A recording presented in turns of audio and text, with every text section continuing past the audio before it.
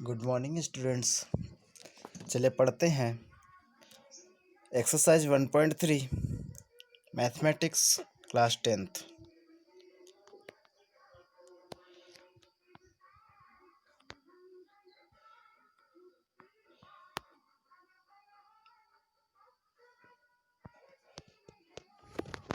Mathematics पढ़ते हैं class 10th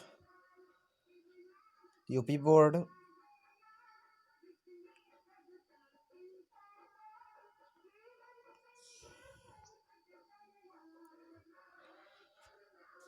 तो हमारे चैनल को सब्सक्राइब करना ना भूलें और बेल आइकन ज़रूर दबाएं ताकि नोटिफिकेशंस आपको मिलते रहें, और वीडियो को लाइक ज़रूर करें।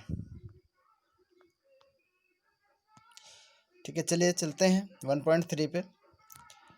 पहला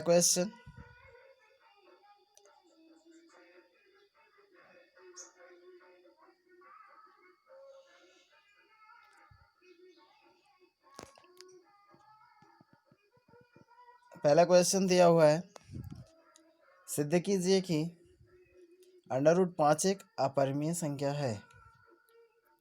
ठीक है, तो चलिए सिद्ध कर लेते हैं। इसके विपरीत मान लेते हैं कि √5 एक परिमेय संख्या है, अपरिमेय नहीं है।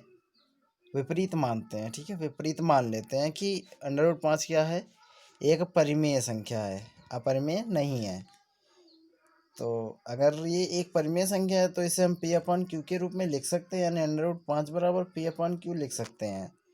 √5 बराबर P/Q लिख सकते हैं। इसको बना लेंगे समीकरण 1, जहाँ P और Q क्या है, पूर्णांक हैं, और Q इक्वल नॉट टू 0 है।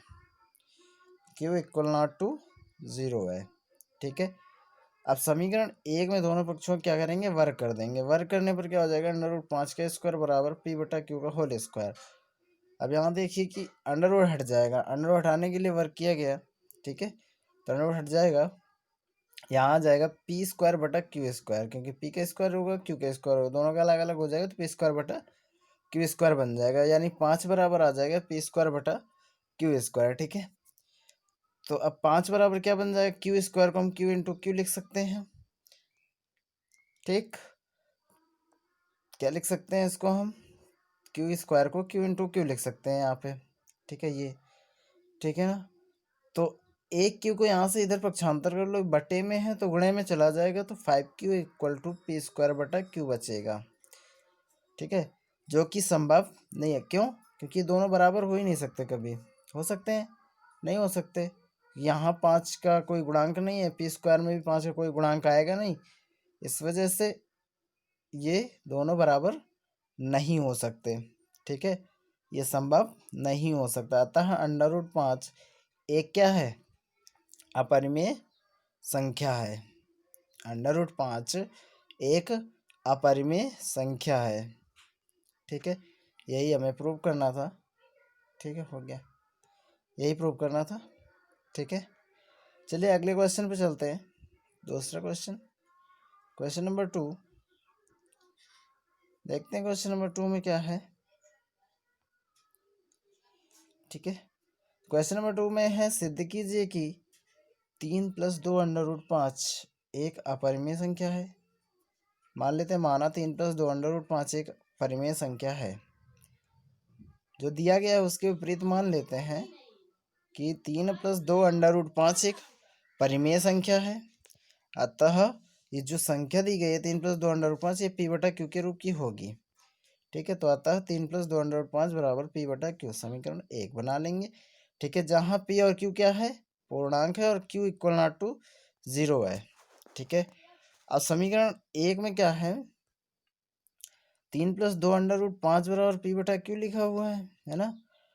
अब इस अगर 3 को उधर पक्षांतर करेंगे तो 2 √5 बराबर P/Q -3 बन जाएगा। ठीक, अब अगर इस 5 को भी पक्षांतर कर लें, सॉरी 2 को पक्षांतर कर ले, तो √5 बराबर P/2Q -3/2 हो जाएगा। P/2Q -3/2 हो जाएगा। ठीक है, ये हम पीछे वाले उसमें सिद्ध कर चुके हैं, √5 एक अपरिमेय संख्या है। ठीक है, तो ये संभव नहीं है, जो कि संभव नहीं है, क्योंकि P/2Q -3/2 एक परिमेय संख्या है जबकि अंडर रूट 5 एक अपरिमेय संख्या है। अतः दी गई संख्या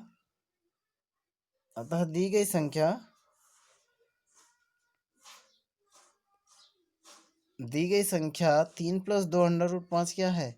एक अपरिमेय संख्या है। दी गई संख्या 3 प्लस 2 अंडर रूट 5 एक अपरिमेय संख्या है। यही प्रूव करना था, प्रूव हो गया। ठीक है, चलिए अगले क्वेश्चन पे चलते हैं।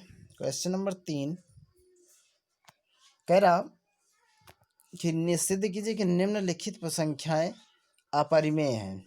अब ये तीनों वैसे ही सिद्ध करना, सेम टू सेम। ठीक है, तो क्या हो जाएगा? माना 1/√2 एक परिमेय संख्या है। यदि ये एक परिमेय संख्या है तो हम लोग जानते हैं कि इसको हम p/q के रूप में लिख सकते हैं। इसको हम p/q के रूप में लिख सकते हैं। जब इसे p/q के रूप में लिख सकते हैं, ठीक है, जहाँ p और q क्या होता है? पूर्णांक होता है और q = 0 होता है। ठीक है, परिमेय संख्या यही होती है। ठीक, ये इसको बना लो समीकरण 1। अब समीकरण 1 में दोनों पक्षों का फिर से वर्ग कर दो, तो वर्ग करने पर क्या बन जाएगा? वर्ग करने पर 1/√2 का स्क्वायर बराबर p/q का होल स्क्वायर बन जाएगा। ठीक है, तो 1 का स्क्वायर 1 होता है, 2 का स्क्वायर 2 हो जाएगा, और यहाँ पर p का स्क्वायर p² हो जाएगा और q का स्क्वायर q² हो जाएगा। ठीक है, यहाँ पर अगर इसको उल्टा कर दें, उल्टा मतलब पलटा दें, तो ये 1/2 को 2 बना देगा और ये q² p² बन जाएगा। ठीक है, उल्टा करने पर। ठीक है, इसके बाद क्या है? इसके बाद है 2/q² उल्टा करने पर हो गया ये, है ना।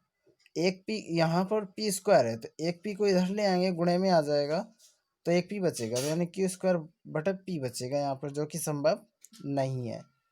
ऐसा संभव नहीं है। 2p बराबर q² कभी संभव नहीं हो सकता। अतः दी गई संख्या क्या है? 1/√2 एक अपरिमेय संख्या है। अतः दी गई संख्या 1/√2 एक अपरिमेय संख्या। यही प्रूव करना था, प्रूफ हो गया। ठीक है, आगे समझ में। चलिए अगले क्वेश्चन पे चलते हैं। सेकेंड नंबर पे दिया हुआ 705 एक परिमेय संख्या, ये सिद्ध करना है हमको। ठीक है, अपरिमेय संख्या ये सिद्ध करना है। मान लेते हैं 705 एक परिमेय संख्या है। ठीक है, अतः 705 = p/q। तो समीकरण 1 बना लेंगे, जहाँ p और q पूर्णांक है तथा q = 0 है। ठीक है, समीकरण 1 से क्या हो जाए? 705 = p/q दिया हुआ है ना, तो हम कुछ नहीं करेंगे, 7 को पक्षांतर करें तो √5 बराबर p/7q आ जाएगा, जो कि संभव नहीं, क्योंकि p/7q एक परिमेय संख्या और √5 एक अपरिमेय संख्या। जब ये √5 एक अपरिमेय संख्या है, ये परिमेय संख्या है। ठीक है, तो सीधा सा मतलब है कि ये √5 एक अपरिमेय संख्या है, तो बाकी पूरी संख्या क्या हो जाएगी? अपरिमेय हो जाएगी। अतः 705 क्या हो जाएगी? एक अपरिमेय संख्या हो जाएगी। यही प्रूव करना था, प्रूफ हो गया। ठीक है, चलिए अगले क्वेश्चन पे चलते हैं। थर्ड नंबर में क्या कह रहा? 6 + √2 है। ठीक है, तो मान लेते हैं, माना 6 + √2 एक परिमेय संख्या है, मान लेते हैं। तो जब परिमेय संख्या तो क्या हो जाएगा? था 6 + √2 = p/q के रूप में लिख जाएगी ना। p/q के रूप में होती है परिमेय संख्या, तो ये p/q के बराबर हो जाएगी। समीकरण 1 बना लो, जहाँ p और q क्या है? पूर्णांक है, और q = 0 है। ठीक है, अब समीकरण 1 से, समीकरण 1 में क्या दिया हुआ? 6 + √2 = p/q। तो √2 = 6 को पक्षांतर करें, p/q माइनस है, इधर प्लस में है, इधर जाके माइनस में हो गया। ठीक है, जो कि संभव नहीं है, क्योंकि ये p/q -6 एक परिमेय संख्या है और √2 क्या है? एक अपरिमेय संख्या है ना।